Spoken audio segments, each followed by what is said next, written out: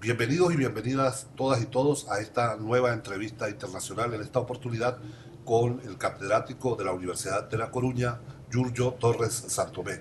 Giorgio es uno de los teóricos que más ha hecho trabajo en los últimos años sobre el tema curricular, sobre el tema del currículo y sobre la caracterización de la escuela neoliberal en tiempos neoliberales. Ha sido también un actor fundamental en todo el tema de la reforma educativa española, cuestionando la reforma precisamente, Esperándola. cuestionando la reforma en los aspectos que considera que son regresiones, es decir, como nosotros denominamos, contrarreformas educativas. Sí. Entonces comenzamos con Giorgio. Bienvenido, Giorgio, a esta consulta nacional de la calidad de la educación en su plano internacional. Nada, yo encantado de colaborar y de sumarme a estos debates que creo que son muy urgentes y muy necesarios y por lo tanto felicito que vuestro país abra ese tipo de debates, cosa que en este país el gobierno nunca se le pasaría por la cabeza pensar que la comunidad educativa puede tener voz. Muchas gracias, Giorgio. Precisamente en ese marco, para ti, ¿cuáles son los mayores desafíos que enfrenta la educación a escala planetaria hoy en día? Sí, yo creo que es un desafío además muy duro porque no es como muchas veces se suele decir, que es que retrocedemos. Yo creo que no. Yo creo que lo que se está dando nunca lo hubo atrás, ¿no? Sí hubo efectos similares, es decir, que al final va a haber efectos parecidos en el sentido de que va a haber cada vez más grupos sociales excluidos del campo de la educación y excluidos social y políticamente también, ¿no? Ambas cosas. Pero yo creo que el proyecto es nuevo, ¿no? Yo digo que cada vez que analizamos un poco las políticas educativas, la única forma, o por lo menos donde cogemos y nos podemos tener una idea un poco clara de qué está pasando, es cuando nos damos cuenta que los ministerios de educación son parte de un gobierno, que a su vez tiene otros ministerios. Y cuando miramos esas políticas todas cruzándolas, es cuando las cosas cobran el verdadero significado de lo que está pasando, ¿no? Es decir, si tú miras lo que está pasando en el mundo de la economía, en el mundo de las finanzas, en los ministerios de trabajo, en cada una de esas esferas, en los ministerios de asuntos sociales, estás viendo que se están dando un tipo de políticas. Políticas que todo el mundo etiquetamos y vemos claramente y se definen claramente como políticas neoliberales. Ese mismo proyecto se va a producir y se está produciendo en los sistemas educativos. Solo que aquí tiene dos finalidades. Por un lado es la parte de convertir el sistema educativo en un negocio, en un mercado más, ¿no? Donde compiten, igual que cualquier otro sistema productivo.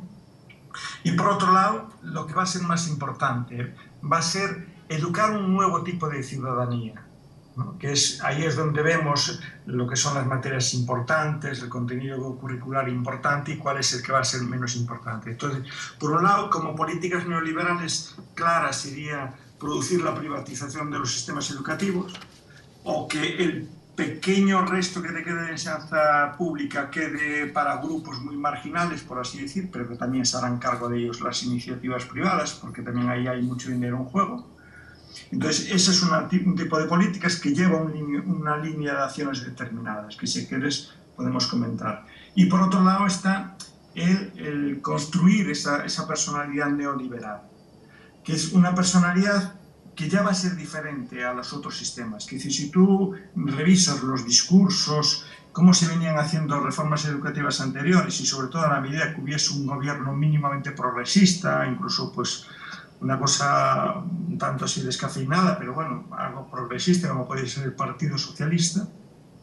Cuando se hablaba de reformar el sistema educativo, se hablaba y de alguna forma la alarma se levantaba en que empezábamos a constatar que quienes estaban fracasando eran grupos sociales determinados, que eran que las clases sociales más populares tenían un gran fracaso, que abandonaban el sistema o eran expulsadas, etcétera, etcétera, o que se concentraban en ciertas especialidades de ese sistema educativo. Eso primero eran los grupos sociales populares y luego pasaron a ser también minorías étnicas que venían de países pues, con más problemas que teníamos nosotros aquí. Entonces, esa cifra, ese tipo de fracaso, en el que ahora, como solemos decir, el fracaso tenía cara, o sea, tú vías las caras de esas personas, llevaba un tipo de reformas educativas. El problema es que cuando hoy se nos habla de fracaso, de abandono, de calidad del sistema educativo, ya no se utiliza la cara de las personas, no sabemos quiénes son, solo son estadísticas. Entonces te dicen el 30% fracasa, o el 35% fracasa, o el porcentaje de lo que sea. Y parece que es un porcentaje que está como hecho a sorteo, ¿no? Al que le tocó, pero que no hay detrás una estructura clasista de esa sociedad, una estructura racista o sexista, sino que eso no existe, ¿no? Que el fracaso se distribuye proporcionalmente. Entonces, claro, ese es el gran problema que tenemos hoy ahora, que no se visibiliza quiénes son los colectivos sociales, que son lógicamente los colectivos sociales más desfavorecidos, que están teniendo la peor parte, ¿no? Entonces, en este tipo de filosofías, lógicamente desaparece todo ese tipo de lenguaje, es decir, incluso pues, desaparece hasta el propio sistema, reconocimiento de que ese sistema que tenemos, que sigue siendo un sistema capitalista, produce enormes desigualdades económicas y culturales.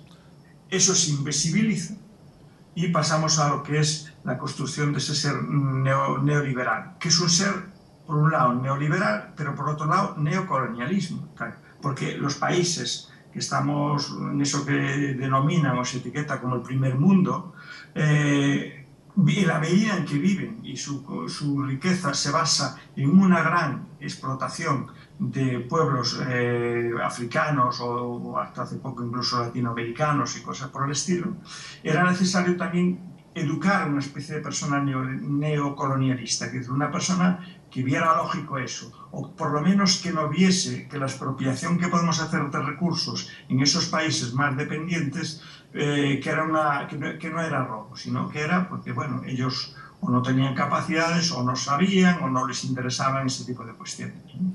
Y yo creo que ese es el cambio enorme que se está produciendo. Es la privatización por un lado, o sea, la destrucción de ese estado de bienestar. El Estado deja de encargarse de garantizar unos mínimos a esa sociedad en los sistemas capitalistas, sino que al revés, incluso ese Estado es el que se pone al servicio de esos grandes poderes económicos para facilitarles la labor de hacer el mercado, porque no es ni el neoliberalismo más clásico que dice que el Estado desaparece, no, el Estado sigue ejerciendo una labor importante, lo que pasa que al servicio de otros colectivos que no eran los que tradicionalmente se preocupaban. Giorgio, el tema de la calidad educativa es un tema de agenda de primera línea en estos momentos. Recientemente incluso la reunión mundial de educación para todos de la UNESCO que se realizó en Omán subrayó la importancia de una inclusión con calidad. Ahora bien, el tema de calidad, como la mayoría de términos en educación y en teoría en general, no son neutros. La calidad de la educación es transversal incluso a las luchas generales del magisterio y de los estudiantes en la historia. En la reforma de Córdoba había mucho de aspiración de una educación de calidad, en el Mayo francés, en las reformas universitarias y educativas que se impulsaron desde las calles en la década de los 70 y en los 80. Sin embargo, en los 90, finales de los 80 y los 90, el término se resemantizó y se vinculó mucho a la ISO, al tema de productividad, y colocándole un sello al debate que preocupa. Hoy en día, cuando se quieren hacer contrarreformas en los sistemas educativos de cualquier país, desembarcan en buena medida con el discurso de la calidad desde las perspectivas de las ISO.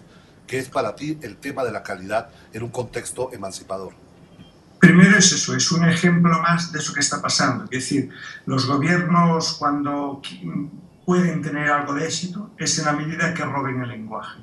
O sea, ellos no están, que si tú piensas que la derecha, yo creo que durante todo el siglo XX prácticamente no creó ninguna palabra que la izquierda quisiéramos disputarle ese significado, sino que fue al revés. Ellos fueron cogiendo lo que podríamos decir, esas palabras que eran tan interesantes, que tenían capacidad de movilización de la sociedad, porque la sociedad sabía su verdadero significado, y las fueron resemantizando, las fueron otorgando otro tipo de significado.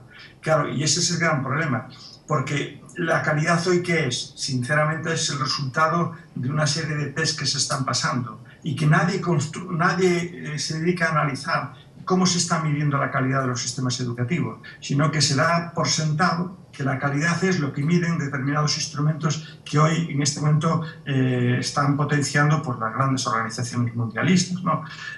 Tienes el ejemplo más claro, lo que significa el rol que está jugando la OCDE, cuya E es de economía, no es de educación. Es una organización para el desarrollo económico, no educativo.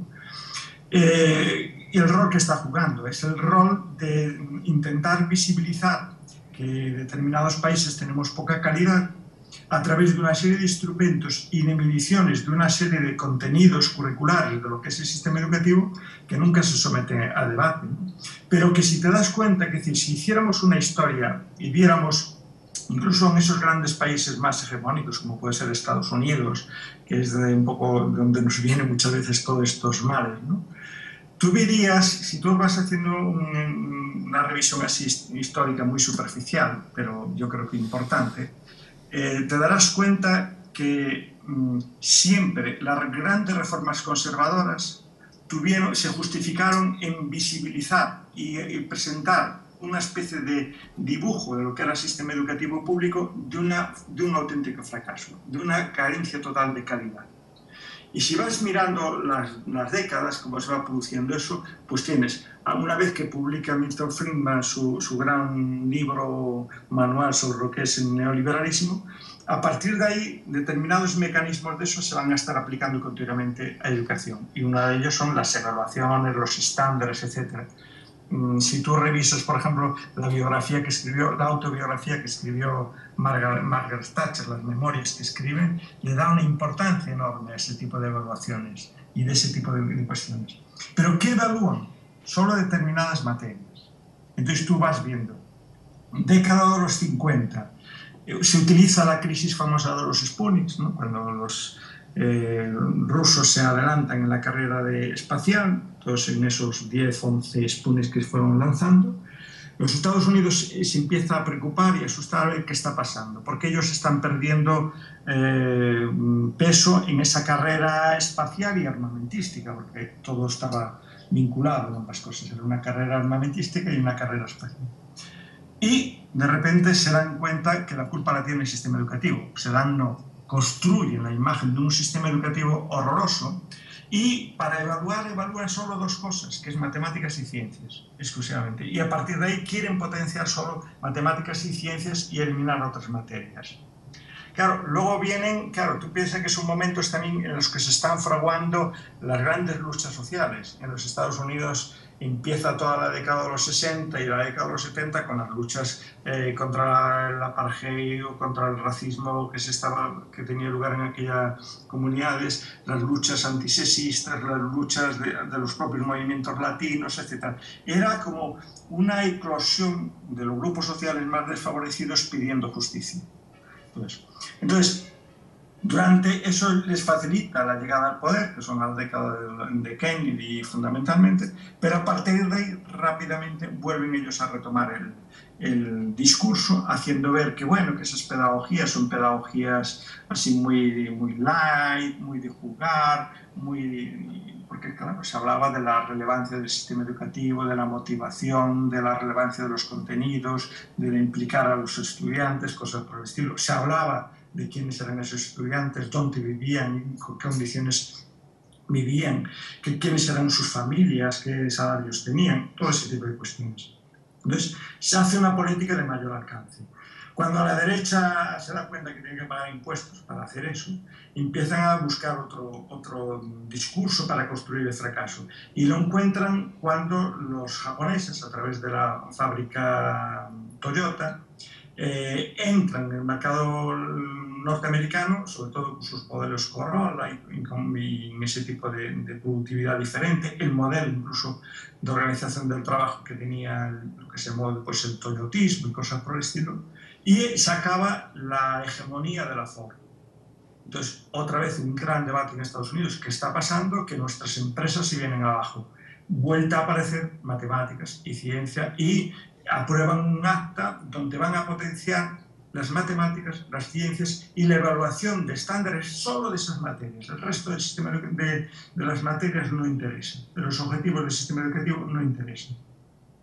Ese discurso se vuelve a repetir a partir de los años 2000, pero el rol ya no es ni los Sputniks ni son las empresas del automóvil, sino que va a ser PISA. Y a partir del año 2000, cada 3 años, PISA nos vuelve locos diciendo, asustándonos y diciéndonos lo mal que funciona nuestro sistema educativo. Algunos salen un poco bien, pero bueno, cuando salen bien no tienen clara la explicación. Y ahora que salieron un poquito peor, porque claro, en esta última PISA, Finlandia pierde algo de potencia. No te dicen por qué es lo que está pasando. Y por qué ahí perdió. Y por qué determinadas ciudades asiáticas, que no son ni países, son ciudades, Shanghái no es todavía un país, pues están teniendo un éxito educativo, cosas por el estilo, ¿no? Pero, si te das cuenta, solo se van a visibilizar solo un tipo de materias, que son esas materias que te ayudan también a mercantilizar tu sistema educativo. Es decir, son las materias que te impiden ver que tú vives en sociedad, que eres un ser político, en el sentido más maravilloso de la palabra, es decir, en el sentido de que somos seres interdependientes y que necesitamos organizar un espacio en el que podamos vivir todos y todas juntos, no cada uno por separado y cada uno al salvarse el que pueda, ¿no?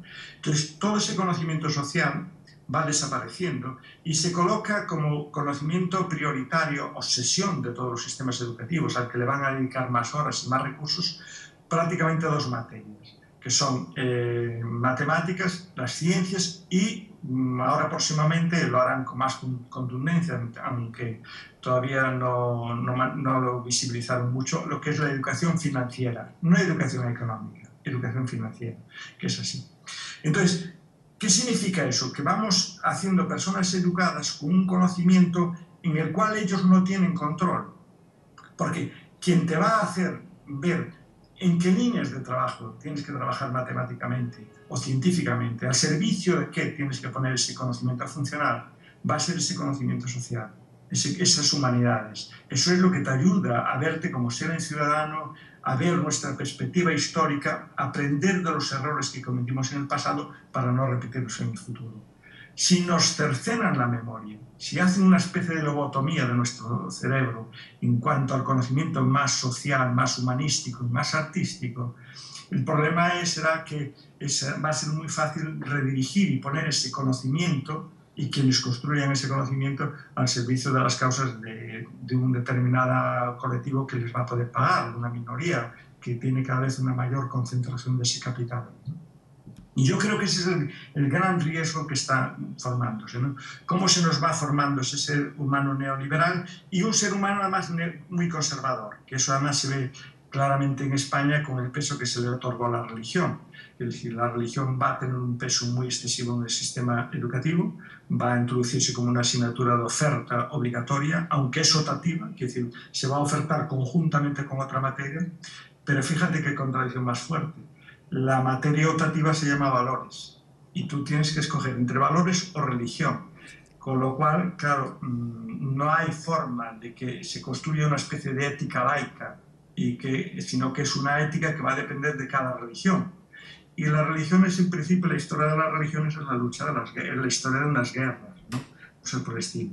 Pero encima esa religión, en este país, a quien se le otorga el monopolio para decidir los contenidos, las materias, seleccionar el profesorado, todo, no es el Ministerio de Educación, es a la Conferencia Episcopal, que es un órgano ultraconservador, fundamentalista de un grado increíble, que a su vez va a reforzar esos valores de ese ser miedoso, que tiene miedo a pecar, a meter la pata, que no quiere protestar porque piensa que las injusticias son pruebas que da Dios y que no acaba de ver que son construcciones hechas por seres humanos o por empresas, por modelos económicos y por modelos políticos y por modelos laborales, sino que eso le echa la culpa a pruebas divinas, con lo cual tú estás construyendo un ser hasta carente de imaginación, porque tampoco en su conocimiento social va a tener una clara idea de lo que pasó en el pasado y cómo puede redirigir eso,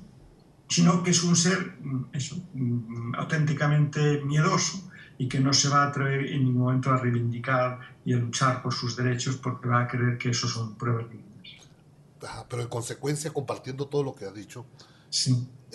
¿Es posible hablar de calidad de la educación en un proyecto emancipatorio, en un proyecto construyendo una sociedad distinta, de justicia y de solidaridad? Pero por supuesto, que decir, siempre que desde la izquierda se pidió revisar los sistemas educativos y se trató de mejorar el sistema educativo, la reivindicación histórica durante todo el siglo XX es la calidad. Que la educación que reciban los colectivos sociales más desfavorecidos tiene que ser una educación de calidad. Eso a nadie se le pasa por la cabeza. El problema es que hoy no nos dejan discutir lo que es la calidad, sino que esa calidad la miden ellos por esos test. Si PISA está pasando esas 3 pruebas para medir esas 3 competencias, lingüística, matemática y científica, pues lo que diga PISA es la calidad de un sistema educativo. Claro, en ningún momento se pone en discusión lo que eso significa, incluso hasta cómo PISA obtiene esos resultados, quienes participan. Claro, eso es muy grave. Es decir, la lucha por la calidad fue la que nos llevó a decir que chicos y chicas tenían que estar integrados en las mismas aulas, porque tenemos que aprender a vivir juntos. Que los chicos y chicas que venían de otros pueblos diferentes a los nuestros teníamos que convivir con ellos en las mismas aulas, porque el siglo XX es el siglo de los derechos humanos, y es cuando esos propios colectivos sociales más desfavorecidos estuvieron luchando por sus derechos, y en todas las convenciones de derechos humanos que se fueron aprobando durante el siglo XX, todas tienen un apartadito que dice cuáles son las obligaciones que tiene ese sistema educativo para con ese colectivo. Entonces, claro, la lucha por la calidad era eso, era primero mirar en qué condiciones están esas escuelas, qué dotaciones tienen, dónde están ubicadas, quiénes son las familias, porque claro, también un sistema educativo es parte de un gobierno. Entonces, dentro de la política que tiene que hacer ese gobierno está una política educativa, una política laboral, una política sanitaria, todo ese tipo de políticas conjuntamente. Lógicamente, lo que se necesita es ver los chicos y chicas que pertenecen a los grupos sociales más desfavorecidos, en qué tipo de núcleos de población viven, qué características, qué posibilidades laborales hay allí, qué estímulos culturales hay ahí, qué condiciones sanitarias reinan ahí, qué tipos de viviendas tienen esas personas. Y simultáneamente se les dice esos ministerios que se encargan de hacer políticas acordes para mejorar esas condiciones. El sistema educativo se nos dice, ahora vamos a mirar qué recursos necesitan este tipo de centros, qué bibliotecas, qué laboratorios, qué redes informáticas, etc. Incluso revisamos con qué materiales están estudiando para ver en qué medida esos materiales son materiales incluyentes o no son materiales incluso racistas, clasistas, homófobos, militaristas, etcétera, etcétera, que es lo que son, por desgracia, la inmensa mayoría de los libros de texto con los que colonizamos la mente de nuestros niños y niñas cada día en las aulas, ¿no? Entonces, la calidad es pensar en ese tipo de cuestiones. ¿Qué formación le damos a ese profesorado? ¿En qué condiciones damos esa formación? ¿Qué estímulos y qué políticas de actualización del profesorado tenemos, etcétera? Todo ese tipo de medidas es lo que nos va hablando de la calidad. Entonces, la calidad es ver cómo esos chicos y chicas van avanzando y van progresando, pero tomando en consideración una dimensión que es cuando entraron en este sistema educativo o cuando entraron en el curso ese que se quiere evaluar, qué es lo que sabían, en qué condiciones estaban, etcétera, para mirar en qué progreso. Porque de lo contrario, hasta de la evaluación se está haciendo una farsa, por así decir. Yo siempre digo, tú imagínate que PISA trata de jerarquizarnos, trata de ponernos en competición unos países con otros, ¿no? Pero en unas Olimpiadas, por ejemplo, cogiendo el símil de los deportes, los jueces de una carrera se aseguran de que todos salgan al mismo tiempo en las mismas condiciones, de mirar las condiciones del punto de partida de cada uno para ver que son iguales y por lo tanto ver quién es el mejor velocista o la mejor velocista. En el sistema educativo no, solo se mira quién es el que a dónde llega ese estudiante, con lo cual, claro, es como si en esa carrera de 100 metros lisos, unos comienzan en el metro 0, otros en el metro 50 y otros en el metro 95. Lógicamente ya sabemos quién va a ser el mejor, el que salió del metro 95. Entonces, ese tipo de distorsiones en el sistema educativo está a la orden del día ahora, ¿no? Juegan con todo ese tipo de cuestiones, incluso hasta pretenden medir la calidad del profesorado por los resultados de ese estudiante, comparados universalmente, como si todos los estudiantes tuviesen los mismos conocimientos previos, las mismas experiencias educativas, los mismos estímulos, las mismas condiciones familiares, viviesen en barrios con similares entornos culturales, etcétera, etcétera. Claro, si tú no tomas en consideración eso, eso es muy peligroso. Pero claro, eso es una estrategia que a los gobiernos neoliberales les va a venir muy bien, porque lo que va a pasar es que los grupos sociales desfavorecidos van a tener los peores resultados. Van a vender y culpabilizar exclusivamente al profesorado, con lo cual es la maquinaria que van a tener para privatizar más. Entonces dirán, mire, nosotros lo que podemos hacer es le financiamos esa educación en la red privada y ustedes elijan, ¿no? Entonces, claro, incluso hasta se juega con palabras que son bonitas, como es la libertad, que decir, ¿a quién no le gusta tener libertad? Y te dicen libertad, que las familias elijan el centro que quieran. Oiga, es mentira. Las familias no eligen, son los centros.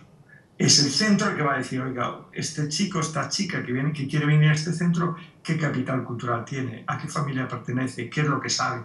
Porque yo quiero que mi centro tenga muy buenos resultados en esos rankings. Y por lo tanto, voy a tratar de eliminar a todos aquellos colectivos que pueden tener mayores problemas. Entonces, claro, la perversidad que está habiendo es que al mismo tiempo que se llevan a cabo este tipo de políticas, nunca el profesorado de las redes públicas, de la educación pública, fue tan atacado como está siendo atacado en este momento, ¿no? Giorgio, Pero tú te has dedicado en los últimos años te has dedicado a estudiar el tema curricular. Por tu intervención entiendo que hay como 4 grandes ejes vertebradores del currículo para una educación de calidad en un proyecto emancipatorio. El primero, la construcción de ciudadanía, una construcción de ciudadanía realmente solidaria. Un segundo elemento transversal debería ser la recuperación de noción de historia, romper con la atemporalidad de un currículo que solo nos hace vivir en un presente. El otro, un compromiso, una educación que forme de manera crítica. Y finalmente, por lo que también acabas de señalar, trabajar en una ética solidaria y laica que nos permita realmente configurar un imaginario realmente conforme con una sociedad democrática del siglo XXI. ¿Es así? Totalmente de acuerdo. Pero fíjate, este país, en cambio, sí está apostando por la historia, va a apostar por la historia. Pero es una historia que la decide exclusivamente el Ministerio de Educación. Con lo cual, claro, es la historia que te va a narrar, te va a meter como lógica, como científica, como objetiva, como tal, la lógica o la perspectiva histórica que tenga el grupo que selecciona esa historia, que todos sabemos lo que va a ser, ¿no? Tú imagínate un país como este, plurinacional, donde la historia es muy compleja de explicar, porque claro, España es un país demasiado complejo, explicada por este Ministerio de Educación, ¿no? Que te doy cuenta que el ministro de Educación que tenemos del Partido Popular, cuando se discutía esta ley en el Parlamento español, decía que lo que querían era españolizar a los niños y niñas catalanas. Lo mismo sería con Euskadi, con Galicia, bueno, con el resto. Es decir, es construir la imagen de que la historia es así, fue objetiva, y construir incluso la imagen de que la pobreza, las injusticias son culpa de los que la padecen, que esa es la cuestión, ¿no? Claro, las otras materias desaparecen. El campo de la filosofía, de la sociología, de la propia historia social, eso desaparece, porque ya Margaret Thatcher, que sabía bien lo que decía como gran especialista en neoliberalismo, decía que había que lo importante era una historia donde la cronología estuviera bien clara, los hechos y cosas por el estilo. No hablaba del significado de esa historia, de los colectivos sociales, de quién la sufría, quién se beneficiaba, a costa de qué, cosas por el estilo. Entonces, claro, es la historia de los reyes, de las princesas y de las batallas que ganaron los vencedores y la ocultación de todo lo que demás.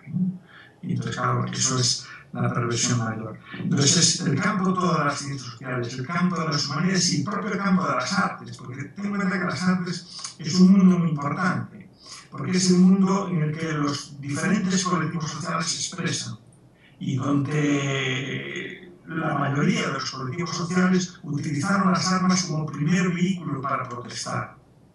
Es decir, la música, la historia, la pintura, la danza, etc., siempre estuvo narrando los problemas de los grupos sociales más oprimidos, ¿no? E incluso hasta el arte que producían los diferentes colectivos sociales que tenían más problemas nunca se reconocía o tardaban mucho tiempo en reconocerse. Yo, como sabes, soy muy aficionado a la música de jazz, cosas por el estilo. Yo recuerdo en mi juventud cuando a mí me dicen que esa música era de menor importancia, por ejemplo, que la música clásica, que eso no era una música que pudiésemos llamar culta. Obviamente, porque eso significaría pensar y caer en la cuenta obvia, clara y patente de que las personas de raza negra son iguales a las de raza blanca. Entonces, como era una producción que hacían colectivos sociales que estaban en ese momento pues, dominados, los colectivos más hegemónicos no reconocían eso como tal arte, o por lo menos, en el mejor de los casos, le regalaban el calificativo de popular, ¿no? Arte popular siempre fueron todas las creaciones, producciones, todo lo que generaban los grupos sociales que no tenían poder, y que pasaba a ser arte a secas en la medida que esos colectivos sociales tenían poder. Entonces tú vas mirando, si yo ahora me digo a mi alumnado, decirme qué adolescentes a lo largo de toda la historia hicieron cosas interesantes, no conocen ninguno. Y en cambio, sabemos que eso es falso, desde la música hasta, como decimos, estas nuevas tecnologías, que las hicieron jovencitos, no las hicieron precisamente personas adultas y otro por el estilo. Pero claro, si tú reconoces que la juventud hace cosas importantes, tienes que reconocerle su derecho a participar en la sociedad, a tomar decisiones, y eso no se puede hacer, ¿no? Y así pasó con todos los colectivos. Tú miras todos los colectivos sociales oprimidos, el arte africano, ¿no? Uno decía, iba a un museo y decía, ¿qué pasa? África no tiene arte de ningún tipo, no hay música, no hay pintura, no hay escultura, no hay danza. Bueno, no, hay cosas de esas populares, pero no dignas de estar en los museos. Fue en la medida que fuimos avanzando en esas luchas sociales cuando los museos empezaron a decir arte africano, música africana de tal y cual país, como el resto del otro. Porque yo pongo el ejemplo siempre más claro de la música. Tú piensas que barbaridad se estuvo haciendo en Occidente. Occidente dijo que la música clásica era lo que habían producido 4 o 5 países de Europa durante 4 o 5 siglos. El resto no había ni música. Claro, uno decía, pero ¿esto cómo puede ser? Claro, pero era, como diría Bourdieu, era esa construcción de estética del gusto la que te iba dando poder y la que iba convenciendo a las personas oprimidas de que ellos no tenían derecho a reivindicar nada porque no producían y no hacían nada, ¿no? Entonces, claro, el sistema educativo es muy importante de eso, porque el sistema educativo nos ayuda a reconstruir una memoria. Y en la medida que nos ayuda a reconstruir una memoria, nos ayuda también a pensar en la utopía de cómo tiene que ser el futuro y qué luchas tenemos que hacer, viendo también dónde estuvieron los errores que se cometieron en el pasado, ¿no? Para no volver a caer en eso.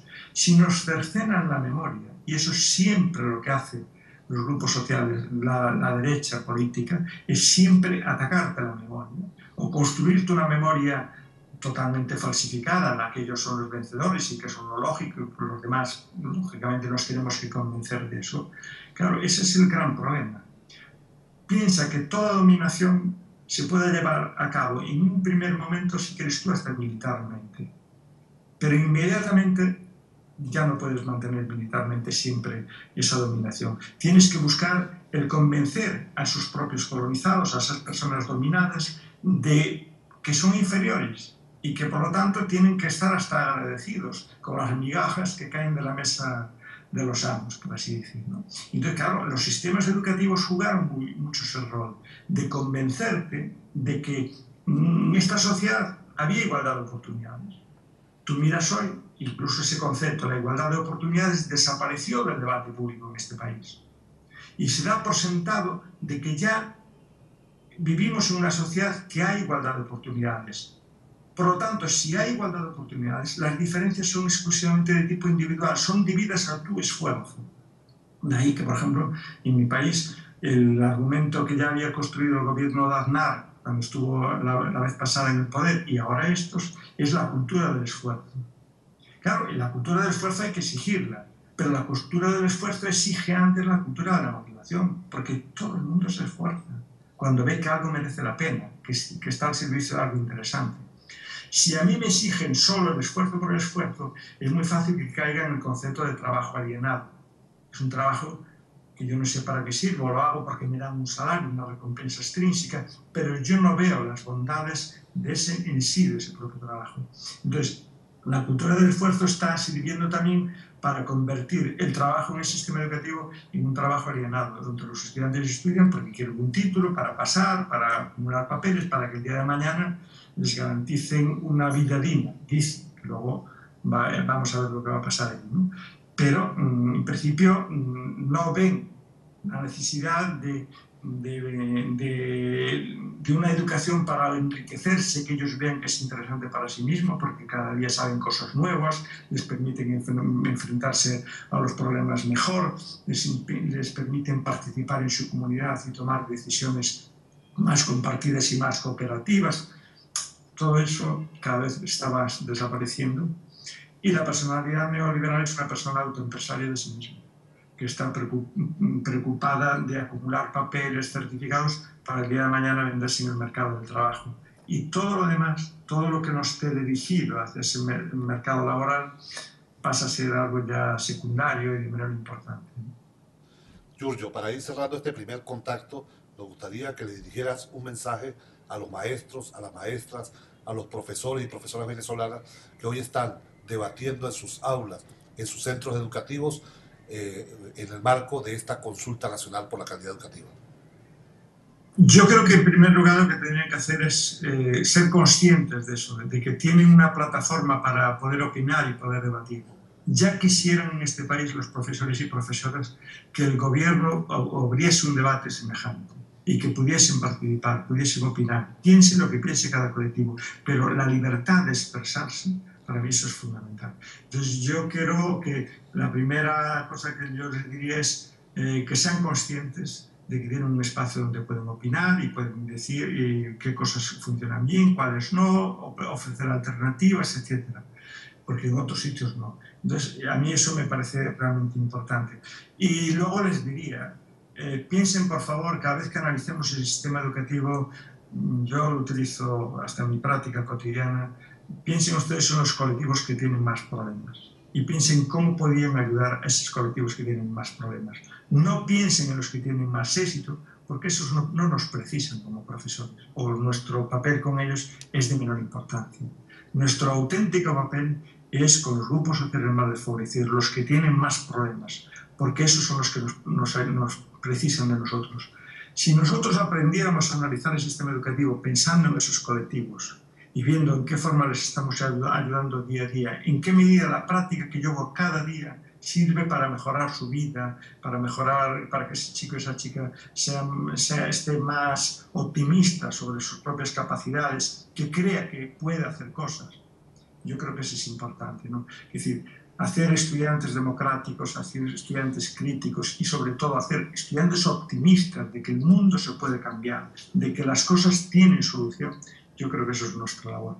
Y yo en el debate les diría eso, analicen ustedes cualquier elemento de ese sistema educativo, desde las propias instalaciones, los recursos que tienen, los materiales que precisan, la formación que tienen, los programas de actualización que precisarían, los apoyos que precisarían, etc., desde esa perspectiva. Y exijan del gobierno que esas cosas se hagan realidad. Y yo creo que la ventaja que tiene ese gobierno es que todavía es un gobierno, cosa que en nuestros países cada día nos parece ya más lejano, ¿no? Son países que todavía están pensando en los grupos sociales desfavorecidos. No hace nada. Yo sé que en este momento hablar sobre Venezuela es un problema, porque hasta en este país la información está totalmente distorsionada, se están manipulando toda cuanta información hay sobre eso, escuchando solo las voces de un lado, no se escuchan las voces del otro lado. Yo les puedo decir que aquí toda la oposición al gobierno que tienen ustedes está en todos los medios de comunicación. No vi en ningún medio de comunicación que tenga una cierta relevancia y extensión, no vi a nadie de ese gobierno opinando y diciendo lo que está pasando, dando su opinión o incluso un debate con esas personas que se podría hacer. Y eso a mí me parece que es auténticamente preocupante.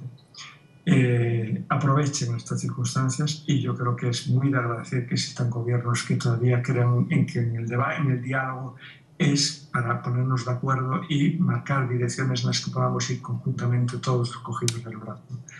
Porque el futuro o es de todos o de lo contrario va a ser un futuro muy difícil, si es solo para algunos. Gracias, Giorgio Torres Santomé, catedrático de la Universidad de La Coruña. Amigo, un fuerte abrazo, Giorgio. Nada, a vosotros mucho ánimo, mucha suerte y adelante, que eso es lo que importa.